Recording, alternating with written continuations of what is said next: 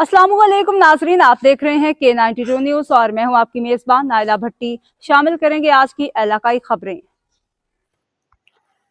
Inter college table tennis और badminton tournament 2024 government national college number 1 में sports for life के तहत शानदार इवेंट का इनेकाद हुआ, जिसमें कराची की मारूफ टीमों ने अपने उम्दा खेल से खूब दाद वसूल की।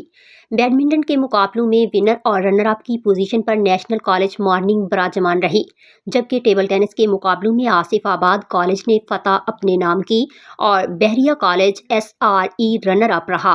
प्रोग्राम के मेहमान खसूसी regional director college Karachi professor Faqir Mohammad Lakho ने स्पोर्ट्स और लाइफ के चीफ एग्जीक्यूटिव ऑफिसर से बात कर दी को कामयाब इवेंट के इनेकाद पर मुबारकबाद पेश की। पोजीशन हासिल करने वाले खिलाड़ियों में इनामात तकसीम किए।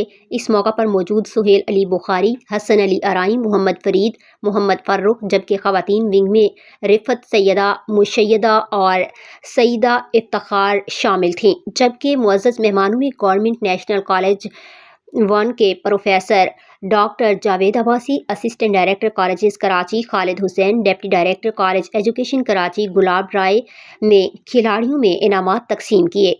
इख्तिताम पर स्पोर्ट्स फॉर लाइफ के chief executive officer Shahzad Qazi ने आए हुए तमाम शरका का शुक्रिया अदा किया और कामयाबी हासिल करने वाले कॉलेजेस के खिलाड़ियों को और उनके कोचेस और प्रिंसिपल साहिबान को कामयाबी का ताज अपने सर सजाने पर मुबारकबाद पेश की।